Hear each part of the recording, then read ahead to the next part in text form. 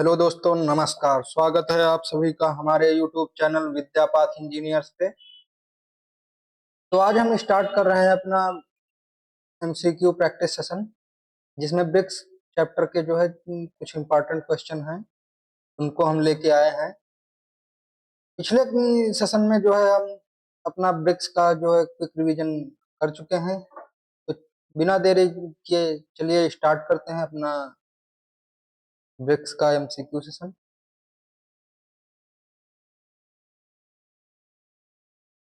Question number 1, the dimension of for special shape of clay bricks are given in. मिट्टी की ईंटों को विशेष आकार की विमाएं किसमें दी गई हैं? IS 3461 1966, IS 6165 1971, IS 3951 1975, IS 464 1969। इसमें आपका option number B, IS code 6165 1971। IS 3461 1971 जो है आपका पीवीसी एस्बेस्टस टाइल्स के रूप में क्लासिफाई इसको किया गया है, इसलिए ये आपका रॉन्ग हो गया, option number B. Next, good brick earth should content of alumina 35 to 40%, 50%, 9 to 10%, 20 to 30%। आपका जो इसमें एल्यूमिना होता है 20 to 30% होता है। Next, water absorption for class A type of roof tiles is. छत पर लगाने वाली श्रेणी ए की टाइल के लिए अवशोषण जल कितना होना चाहिए? Option number A 4 to 9%, option number B 20 to 24%, 14 to 19% या 26 to 29। आपका इसमें होगा 40 to 19%। Next, as per Indian standard the modular size of brick is. Indian standard code के अकॉर्डिंग आपकी मॉड्यूलर साइज की ब्रिक क्या होती है? 25 to 22 centimetre, 21 centimetre by 10 centimetre by 10 centimetre, 19 into 9 into 9 centimetre, 18 into 9 into 9 centimetre. Option number C आपका 19 into 9 into 9 centimetre होता है, बाकी ये आपके नहीं होते हैं।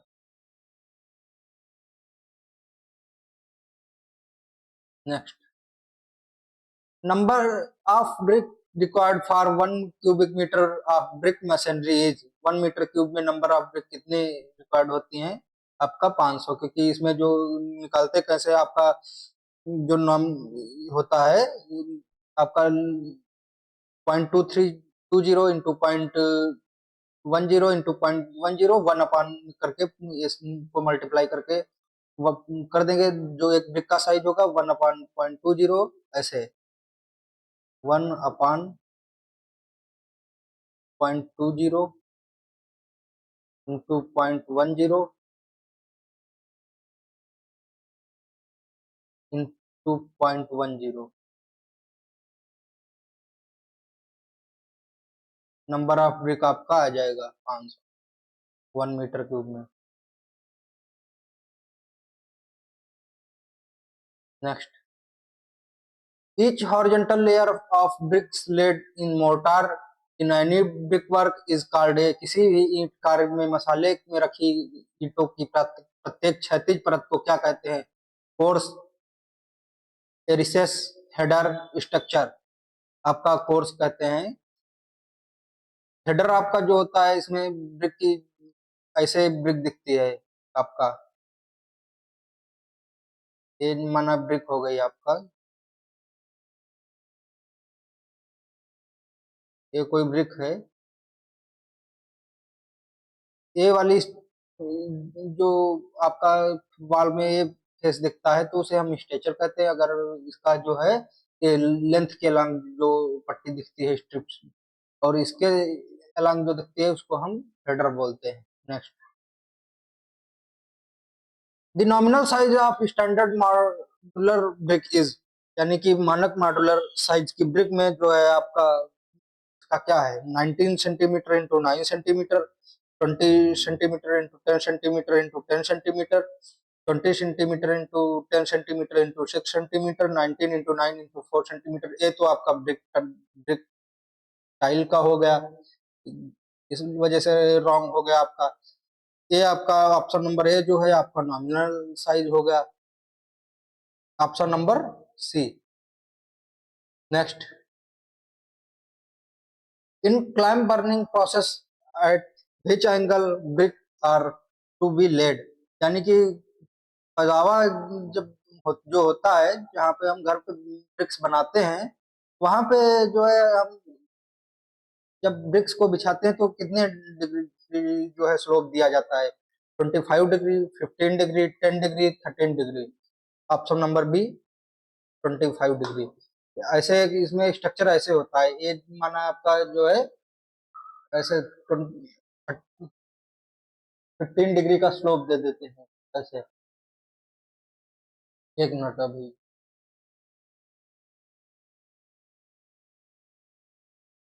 ऐसे स्लोप देते हैं, ये माना कि स्ट्रक्चर हो गया कोई, 15 डिग्री का यहाँ से स्लोप देते हैं। इसमें जो है एक लेयर हम ब्रिक की जैसे बिछाते हैं, सॉरी इसमें ब्रिक वो फ्यूल की डालते हैं, फिर ये 2-4 लेयर आपका ब्रिक हो गया, फिर आपका 2-4 लेयर आपका फ्यूल डाल देते हैं, ऐसे जो है आपका बना होता है। Next, the constituent in the brick material which impart yellow tint to the brick and decrease shrinkage is, ईंट की सामग्री का वह घटक जो ईंटों को पीला कलर प्रदान करता है, उस जो है आपको श्रिंकेज को घटाता है। एल्यूमिनियम गलत, oxide of iron, iron oxide, ये भी नहीं। Magnesia true, silica impart plasticity देता है। आयरन ऑक्साइड जो है आपका रेड कलर देता है। एल्यूमिना आपका जो है ये भी नहीं होगा, क्योंकि ये वार्पिंग इफेक्ट प्रोवाइड करता है इसमें जब एक्सेस हो जाता है, और जब इसको एल्यूमिना 20 to 30% रखते हैं इसमें। Next, the size of modular brick is, modular size की ब्रिक का जो है क्या रेशियो होता है? 10 into 10 into 9 centimetre, 19 into 9 into 9 centimetre आपका, या आपका 22.5 into 10 into 8.5, 22.5 into 8.9, आपका इसमें होगा 19 into 9 into 9 सेंटीमीटर आपका मॉड्यूलर साइज ब्रिक का रेशियो होता है। According to IS 1077 class 10 brick are brick having, IS 1077 के अकॉर्डिंग जो है आपका क्लास 10 की ब्रिक में कौन से गुण होने चाहिए? थिकनेस मोर देन 10 सेंटीमीटर, आपका जो है थिकनेस इसमें 10 सेंटीमीटर से अधिक होना चाहिए। गलत, बिल्कुल नहीं होना चाहिए। Tensile strength not less than 10 Newton पर सेंटीमीटर स्क्वायर, इसमें जो है टेंसाइल स्ट्रेंथ आपका 10 न्यूटन पर सेंटीमीटर स्क्वायर से कम नहीं होना चाहिए, बिल्कुल गलत। Compressive strength not less than 10 Newton per mm square, बिल्कुल सही, true. Length more than 10 centimetre, length इसकी 10 सेंटीमीटर से अधिक होनी चाहिए, बिल्कुल गलत, इसलिए ऑप्शन नंबर सी आपका true. Next, the recommended compressive strength of a class brick is 25 newton per mm square, 14 newton per mm square, none of these. Class A brick की जो है आपका क्लास ए ब्रिक की जो है compressive strength क्या होनी चाहिए? 14 न्यूटन पर mm स्क्वायर आपकी जो है स्ट्रेंथ होनी चाहिए, क्योंकि इसमें एक होता है class A brick, class first brick, class second brick, class third brick. Class A brick की जो है compressive strength 14 newton per mm square होनी चाहिए, और क्लास फर्स्ट ब्रिक जो होती है उसकी 10.5 न्यूटन पर mm स्क्वायर होनी चाहिए, और क्लास सेकंड ब्रिक जो होता है आपका 7 न्यूटन पर mm स्क्वायर होना चाहिए। क्लास थर्ड ब्रिक जो होती है आपकी, इसमें वो उसकी क्लास थर्ड की 3.5 newton per mm square class की स्ट्रेंथ होनी चाहिए, compressive strength. Next, the red colour of brick is due to iron oxide, silica, magnesia, alumina. Silica ये तो इम्पोर्ट प्लास्टिसिटी करता है, मैग्नीशिया येलो कलर देता है, एल्यूमिना बिल्कुल नहीं, आयरन ऑक्साइड आपका सही आंसर। नेक्स्ट, भट्टियों की लाइनिंग के लिए प्रयुक्त ईंटें होती हैं। The brick used in for lining of furnace are first class brick, बिल्कुल गलत।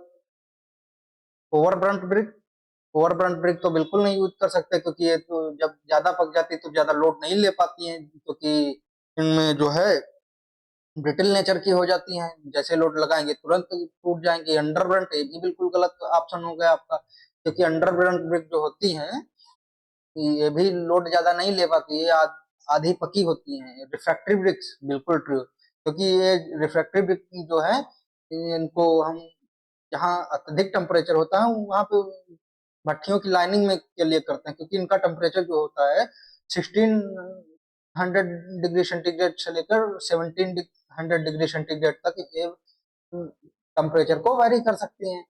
Next, water absorption for a good brick should not exceed, यानी कि जो आपकी गुड ब्रिक होती है तो उसमें वाटर पर कितना एब्जॉर्ब करना चाहिए? 25% गलत, 10% गलत, 30% गलत। ऑप्शन नंबर बी 20% आपका जो है 20% से ज्यादा नहीं होना चाहिए, जो अगर आप किसी जो है ब्रिक को अच्छा कह रहे हैं। Next, for glazing clay product sodium chloride should be thrown into the kiln, यानी कि क्ले उत्पाद की ग्लेजिंग के लिए सोडियम क्लोराइड किस तापमान पर मिलाया जाता है आपका? 100 to 130 degree centigrade, 600 to 720 degree centigrade, 100 to 1300 degree centigrade, 3000 to 3600 degree centigrade. आपका option number C 100 to 1300 degree centigrade. पहले इसमें ग्लेजिंग में करते क्या है, पहले इनको 2 बार पकाते हैं, पहले 800 डिग्री सेंटीग्रेड पे पकाते हैं, फिर 1200 से लेकर के 1300 डिग्री सेंटीग्रेड पर फिर से एक बार इनको जो है पकाते हैं। Fire bricks are made by, fire bricks बनाई जाती हैं generally fire clay, quick lime, hydrated lime, cement. आपका fire clay bricks, fire clay एक प्रकार की मिट्टी होती है उससे बनाया जाता है। Next, the limiting value of water absorption percentage for class 25 bricks are specified in the Indian, यानी कि भारत के मान जो वाटर एब्जॉर्प्शन करते हैं, वाटर एब्जॉर्प्शन में कितनी नंबर ऑफ ब्रिक्स लेते हैं आप? Option number 1 minute. भारत में मानक ईंटों की जल अवशोषण परसेंट की सीमा क्या होती है? water absorption, the limiting value of water absorption percentage for 25 bricks as specified in the option number B 25। Next, sorry A होगा इसमें 20%। वाटर एब्जॉर्प्शन गुड बिल्डिंग जो होती है गुड ब्रिक उसमें 20% होता है। Next, in the manufacturing process of brick which is not practiced, ईंटों के निर्माण प्रोसेस में जो है कौन सा अभ्यास नहीं किया जाता है? ग्राउंड मोल्डिंग करते हैं, टेबल मोल्डिंग करते, कौन सा नहीं किया जाता है पूछ रहा, तो ग्राउंड मोल्डिंग करते हैं, टेबल मोल्डिंग करते हैं, मशीन मोल्डिंग करते हैं, ऑटोमेटिक मोल्डिंग का तो नाम नहीं सुना है। To get a uniform color, terracotta is burnt at a temperature that lies in range 650 to 850 degree centigrade, 900 to 1200 degree centigrade, 4500 से 4600 डिग्री सेंटीग्रेड, 1100 से 1200 डिग्री सेंटीग्रेड। इसमें आपका होगा ऑप्शन नंबर बी 1100 से 1200 डिग्री सेंटीग्रेड पर हम जनरली टेराकोटा को वो ब्रंट करवाते हैं। नेक्स्ट, निम्न में से which of the following is not defect in bricks, यानी कि ब्रिक्स में कौन सा डिफेक्ट नहीं होता है? Wedge cut, under cut, overburn burning, black pork. इसमें आपका वेज कट नहीं होता है इसमें ब्रिक्स में। Next, the ways of a standard brick with mortar should be around, यानी कि जो है आप weight of standard brick with mortar should be around, यानी कि एक ब्रिक है तो उसमें जो है मोर्टार सहित आपका जो है वेट कितना लिया जाता है आपका, 1200 ग्राम, 1300 ग्राम, या 1500 ग्राम, या 1700 ग्राम। ये तो ऑप्शन गलत दिख रहे हैं, इसमें जनरली इसका 3000 किलोग्राम होता है। तो यहाँ पे एक मिनट इसको हटा देते हैं, एक ऑप्शन नंबर ई लिख लीजिए,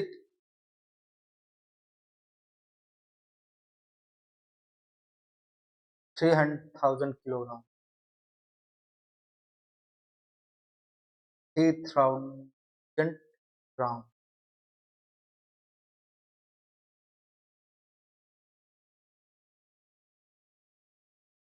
option number E.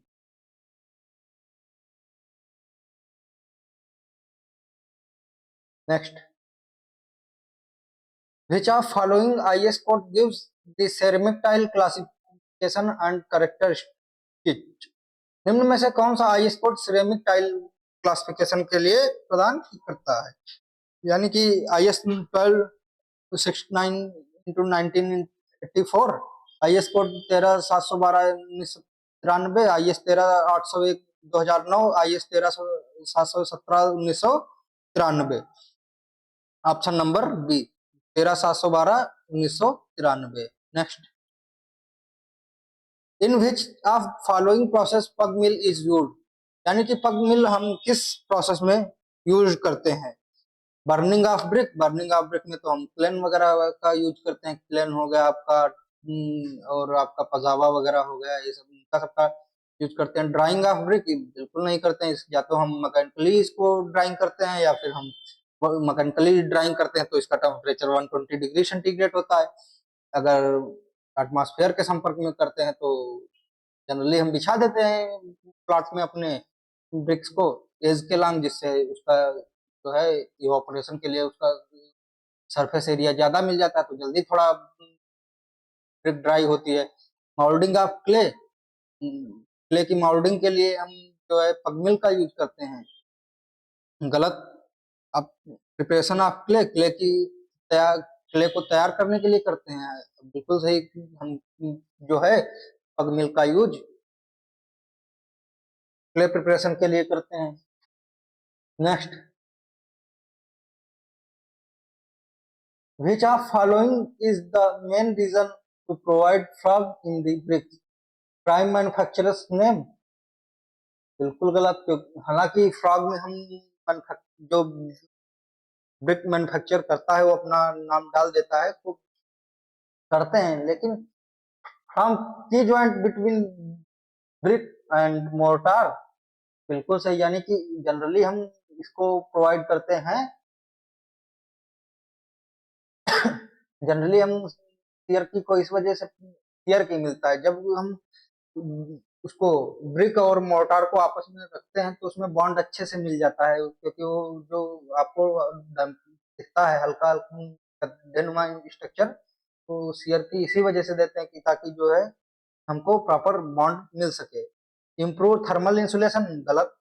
Reduce the weight of brick, हालांकि हम फ्रॉग निकालने से जो है ब्रिक का वेट कम हो जाता है, लेकिन तो आपका ऑप्शन सही है, option number B. Next, tempering is the process used in the manufacturing of, tempering किसके निर्माण में उपयोग किया जाता है? Brick, bitumen, cement. जब चैप्टर ब्रिक चल रहा है तो ब्रिक ही होगा ना। सीमेंट में हम टेम्परिंग, बिटुमेन में टेम्परिंग, पेंट्स इनमें सब में करते ही नहीं है, ब्रिक में टेम्परिंग करते हैं। Next, which of the following is burnt in Hoffmann kiln during the process of manufacturing, यानी कि निर्माण प्रक्रिया के दौरान हॉफमैन भट्टे के में से क्या जलाया जाता है? ब्रिक जलाया जाता है, क्लिंकर जलाया जाता है, वार्निश जलाया जाता है? आपको ब्रिक को जो है हम ब्रिक तैयार करते हैं क्लेन में। Next,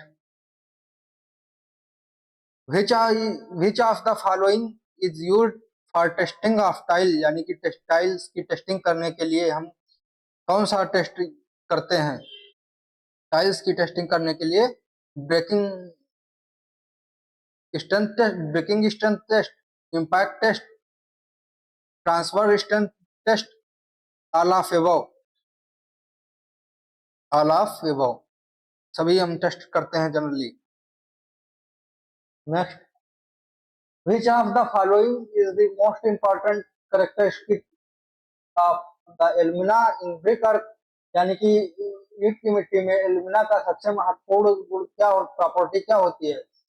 maintain plasticity, increase strength of brick, to manufacture permeable of brick, reduce warping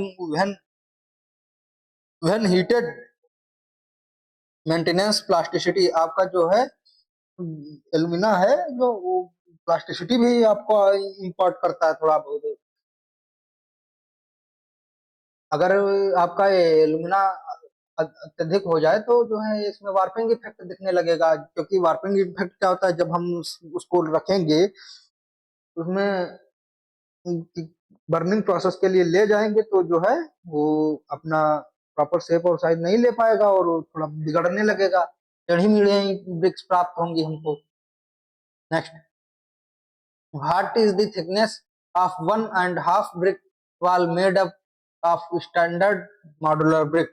यानी कि स्टैंडर्ड मॉड्यूलर ब्रिक्स के लिए 1.5 इंच की मोटाई जैसे लेते हैं तो 1.5 इंच की मोटाई वाल की thickness क्या होगी? वन, जो आपका 1 ब्रिक थिक वाल जो होती है वो 20 सेंटीमीटर होती है, और आपका जो 1.5 इंच मोटी होगा तो 20 + 10 30 सेंटीमीटर होता है। ये आपका जनरली 1 के लिए होगा, ये 2 के लिए हो गया। Next, the water absorption expressed in percentage of burnt clay perforated bricks should not be more than. जली हुई मिट्टी के लिए जो है आपका जो ये परफोरेटेड ब्रिक होती हैं इनमें वाटर एब्जॉर्प्शन कितना होता है? आपका जनरली 15% वेट ऑफ ब्रिक का होता है, 5% तो हैवी ब्रंट क्ले ब्रिक हो गया, 35% ज्यादा है तो बहुत ही ज्यादा हो गया, 25% जो होता है आपका थर्ड क्लास ब्रिक में होता है। Next, the standard size of brick as per Indian standard code. Indian standard code के अकॉर्डिंग जो है आपका स्टैंडर्ड साइज ब्रिक क्या है? 19 × 9 × 9 सेंटीमीटर आपका होता है, 20 × 9 सेंटीमीटर नहीं होता है कोई भी, 20 × 10 सेंटीमीटर × 10 सेंटीमीटर आपका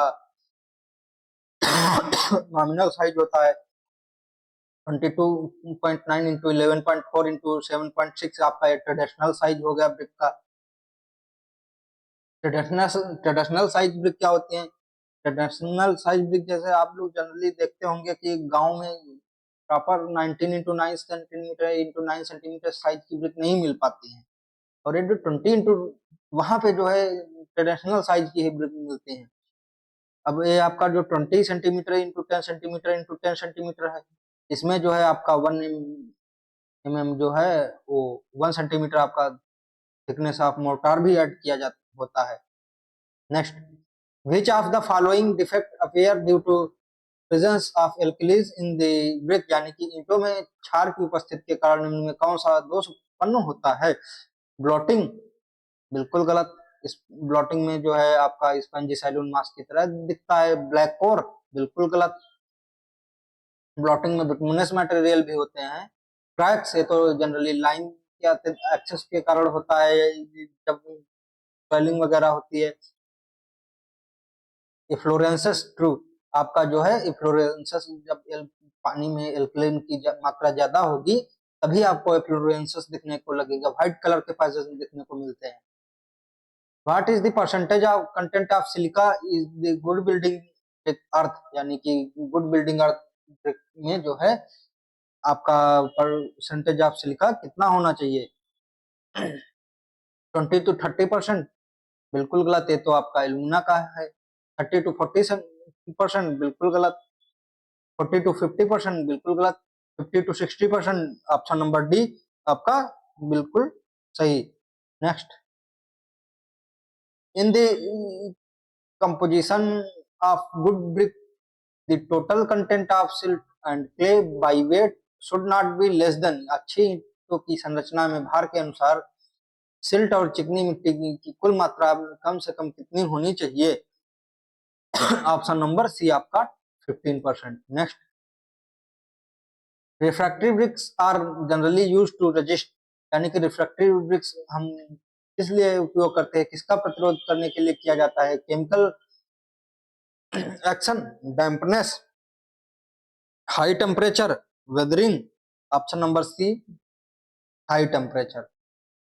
next, the defect that the causes by falling of rainwater on the hot surface of brick is known as, यानी कि जब किसी ब्रिक पर जैसे हम ब्रिक भट्टे से गर्म करके निकाले, जैसे पकी हुई ईंट को हॉट ब्रिक उसको बोलते हैं क्योंकि वो गर्म होती है।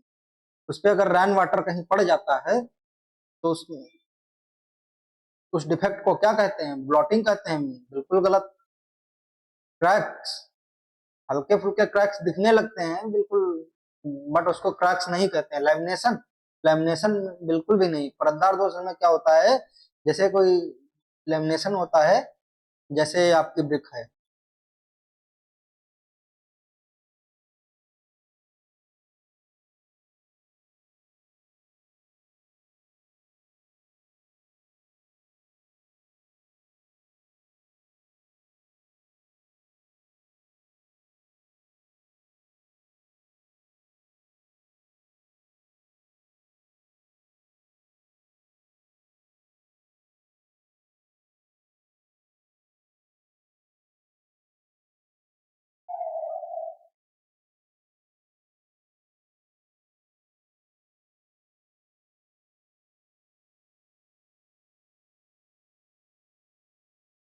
ये आपकी कोई ब्रिक है, इसमें फ्रॉग भी वहां बना देते हैं।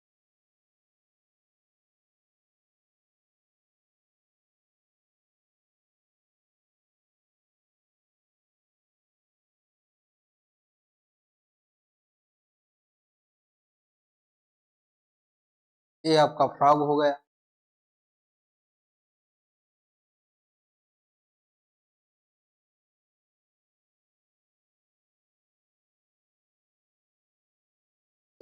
ये ब्रिक क्या है? लेमिनेशन है, परत बाई परत झड़ने लगती है, नीचे की टूट टूट कर गिरने लगते हैं, ऐसे हल्का हल्का गिरने लगेगी।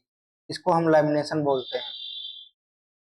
चप्स, इसको हम जनरली चप्स के नाम से भी जानते हैं। जब हम हार्ड किसी भी गर्म ब्रिक पे जो है, जब आपका रेन वाटर पड़ जाता है तो उसे हम चप्स के नाम से जानते हैं। Next,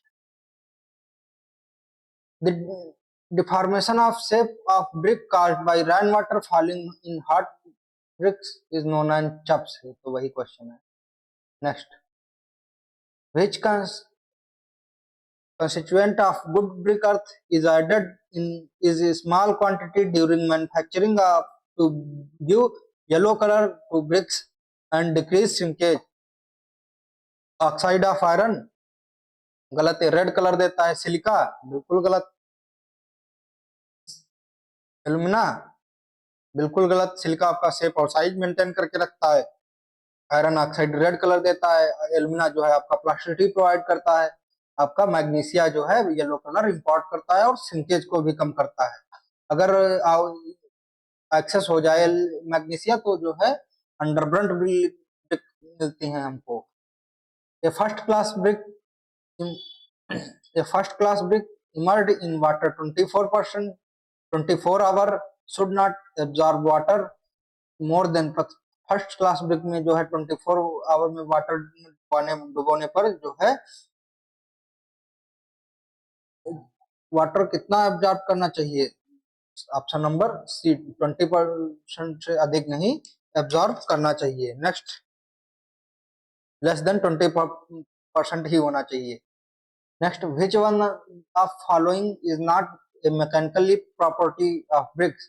Modulus of fracture, texture, tensile strength या फायर रेजिस्टेंस? आपका टेक्सचर जो है ये मैकेनिकली प्रॉपर्टी ऑफ ब्रिक नहीं है, ये आपका फिजिकल प्रॉपर्टी है।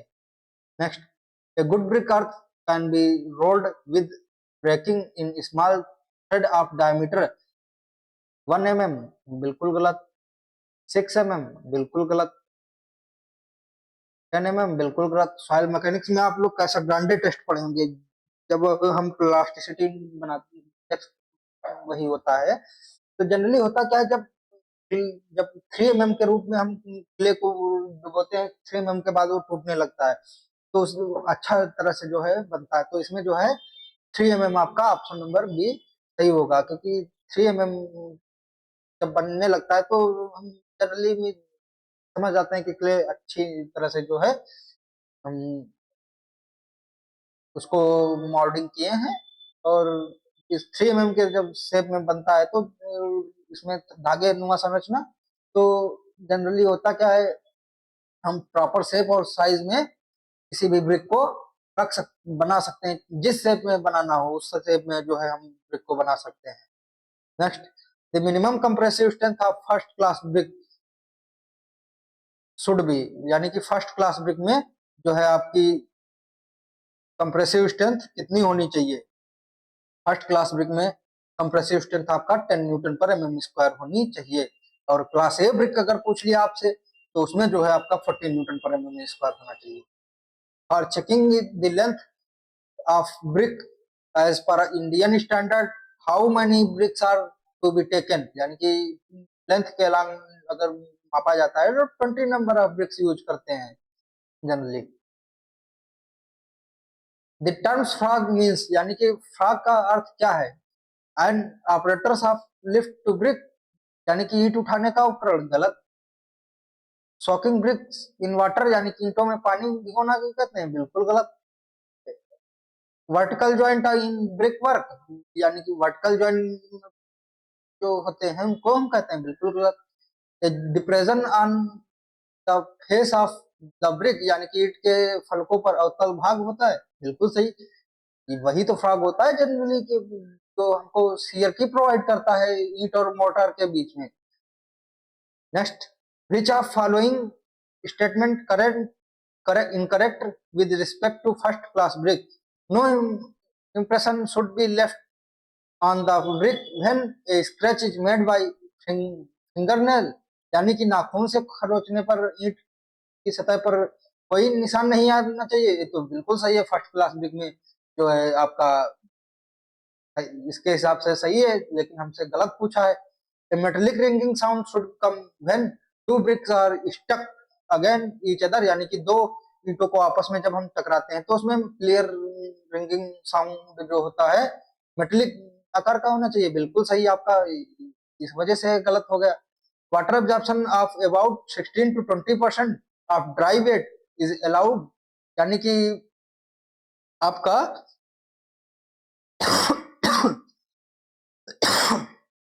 सूखी हुई मिट्टी जो होती है, सॉरी, इनकी सूखी स्थिति में जो है भार का 16 to 20% वाटर एब्जॉर्ब करना चाहिए।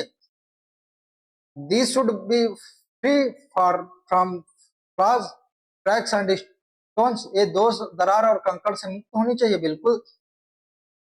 इस वजह से गलत, ऑप्शन नंबर सी आपका 16 to 20% होगा, क्योंकि जो है 16 जनरली 15 जनरली हम इसमें वाटर एब्जॉर्प्शन जो है 24 के अंदर आवर के अंदर 20% से अधिक पानी नहीं एब्जॉर्ब करना चाहिए, तो इसमें 16 to 20% ड्राई वेट का लिखा है, तो ये इस वजह से ये गलत हो गया। Next, the function of iron oxide is brick is to, यानी कि ईंट में आयरन ऑक्साइड का क्या कार्य होता है, इम्पार्ट यूनिफॉर्म शेप, यानी कि यूनिफॉर्म शेप प्रोवाइड करता है, prevent shrinkage of raw bricks, कच्ची ईंटों का संकुचन रोकता है, इम्पार्ट कलर, रंग प्रदान करता है, impart plasticity to brick, brick को लचीला बनाता है, इम्पार्ट यूनिफॉर्म शेप, ये तो सिलिका का हो गया, prevent shrinkage of raw bricks, magnesia हो गया आपका, इम्पार्ट कलर, बिल्कुल ट्रू, इसका कलर प्रोवाइड करता है, रेड कलर देता है, impart plasticity to the brick, alumina का ये हो गया आपका option number D. Next, the process of mixing clay water suitable proportion to make brick ईंट बनाने के लिए मिट्टी और पानी को में उपयुक्त अनुपात में मिलाने की प्रोसेस को क्या कहते हैं? टेम्परिंग कहते हैं, नीडिंग कहते हैं, पगिंग कहते हैं, माउल्डिंग कहते हैं। इसमें से क्या कहते हैं? Option number A tempering. इसको एक मिनट, ईंट बनाने के लिए मिट्टी और पानी को मिलाने के लिए नीडिंग कहते हैं। जनरली नीडिंग में गुथाई करते हैं किसी भी ब्रिक की। Next, which of following is good for making the brick, यानी कि निम्न में से ईंट बनाने के लिए क्या अच्छा है? सिल्टेड सॉइल होनी चाहिए आपका, वेदर्ड क्ले होना चाहिए, सॉइल होनी चाहिए आपका आपका पकी हुई मिट्टी। यहाँ पे क्यों लिखा है वेदर्ड क्ले? मतलब कि ऑप्शन नंबर बी होगा ना। आपका वेदर्ड क्ले मतलब कि होता है हम जब हम उसमें क्लीनिंग प्रोसेस के बाद ब्रिक को निकालते हैं तो उसको हम एटमॉस्फेयर के संपर्क में रखते हैं ताकि जो है आपका ऑक्सीडेशन हो अच्छे से। तो जो है हम वेदर्ड क्ले का जनरली यूज करते हैं। नेक्स्ट, क्योंकि वेदरिंग जब ये एटमॉस्फेयर के संपर्क में होगा तो वेदर्ड क्ले जो होगा तो जितने भी ऑर्गेनिक मैटर होंगे वो डिकम्पोज हो जाएंगे और उनको सॉफ्ट जो है क्ले के रूप में प्राप्त होगा। Next, sand generally contains salt if it is obtained from, यानी कि रेत में सामान्यतः नमक होता है यदि वह कहाँ से प्राप्त हो? नालाज बेड, रिवर बेड, सी बेड। यानी कि जब हम सी बेड से प्राप्त करेंगे सैंड को तो उसमें जो है नमक की मात्रा ज्यादा होगी जिससे फ्लोरेंसेस का कारण ज्यादा होगा। जनरली हम सी वाटर का यूज नहीं करते हैं किसी भी बिल्डिंग बनाने में क्योंकि फ्लोरेंसेस होगा, व्हाइट पैसेज दिखेंगे, भद्दा दिखेगा, कुछ दिन बाद जो है ज्यादा हो जाएगा, धीरे धीरे डिके करने लगेगा स्ट्रक्चर को। Next, which of following statement is correct? Excess of alumina in the clay make the brick brittle and weak. Excess of alumina in the clay make the brick crack and warp on drying. Excess of alumina in the clay, excess of alumina in the clay leaves high power deposit on the brick. Excess of alumina in the improve impermeability and durability of bricks. Option number आपका B, excess of alumina in the clay make brick crack and warp on drying. यानी कि जब हम silica की मात्रा 20 to 30% से ज्यादा होगी तो हमको वार्पिंग इफेक्ट और जो है क्रैक्स हल्के हल्के बहुत महीन महीन क्रैक्स दिखने लगेंगे। Next, the minimum compressive strength of second class brick should be, यानी कि सेकंड क्लास ब्रिक की जो है मिनिमम कंप्रेसिव स्ट्रेंथ क्या होनी चाहिए? Option number A 17 kilogram per centimetre square, option number B 19 kilogram per centimetre square, option number C 100 kilogram per centimetre square, option number D 120 kilogram per centimetre square, option number B sorry option number A 70 होगा इसका। Option number A 70 kilogram per centimetre square, या आप इसको 7 MPa भी बोल सकते हैं, 7 MPa वो समझ जाना आप लोग, लिखेंगे नहीं क्योंकि वो लिखते बन नहीं रहा है, वो इंस्ट्रूमेंट अभी नहीं आया है,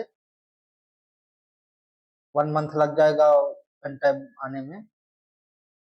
next, hollow brick are generally use with the purpose of, यानी कि हॉलो ब्रिक किस लिए यूज करते हैं?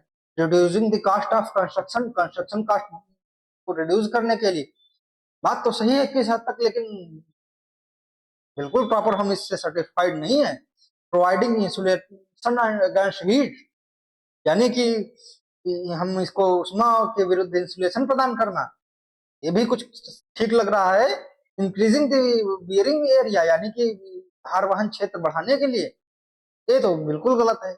ऑर्नामेंटल लुक, सजावटी रूप से हाँ कर सकते हैं लेकिन सजावटी रूप में इसका नहीं। लेकिन option number B providing insulation against heat, अगर ए नहीं होता तो आपका ऑप्शन नंबर ए सही हो जाता, रिड्यूस द कंस्ट्रक्शन कॉस्ट। लेकिन आपका ऑप्शन नंबर बी, हम जनरली इंसुलेशन अगेंस्ट हीट के लिए प्रोवाइड करते हैं। इसमें होता क्या है, ब्रिक होती है वो जनरली हॉलो ब्रिक होती है, खोखली ब्रिक होती है। Next, the average compressing and tensile strength of hand moulded brick, यानी कि हैंड माउल्टेड ब्रिक की जो है जनरली टेंसाइल जनरली कम संपीड़न और तनन शक्ति क्या होती है, यानी कि compressive and tensile strength 600 to 2000 newton per mm square,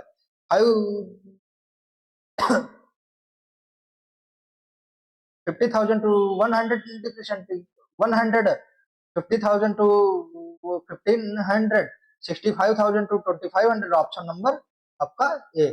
next, what is the function of alumina in brick earth, यानी कि ब्रिक अर्थ में जो है आपका एल्यूमिना का क्या फंक्शन होता है? तो इंक्रीज ड्यूरेबिलिटी, यानी कि ड्यूरेबिलिटी प्रोवाइड करता है, to prevent shrinkage, to impart plasticity, to increase impermeability, option number आपका सी, टू इम्पार्ट प्लास्टिसिटी, जो है जनरली प्लास्टिसिटी इंपोर्ट करता है। A burnt clay brick of class designation 13 is tested for water absorption for this sample to be confirm to Indian standard the maximum value of water absorption should be, option number A 15%, option number B 18%, option number C 20%, option number D आपका 22%, कौन सा होगा आपका? आपका option number A 15%। चलिए आज के लिए इतना ही, मिलते हैं आपका नेक्स्ट सेशन में। नेक्स्ट सेशन आपका होगा बिल्डिंग लाइन, बिल्डिंग लाइन का क्विक रिवीजन होगा, फिर उसके बाद जो है हम तुरंत जो है उसका एमसीक्यू प्रैक्टिस सेशन स्टार्ट करेंगे। चलिए मिलते हैं कल की क्लास में, धन्यवाद।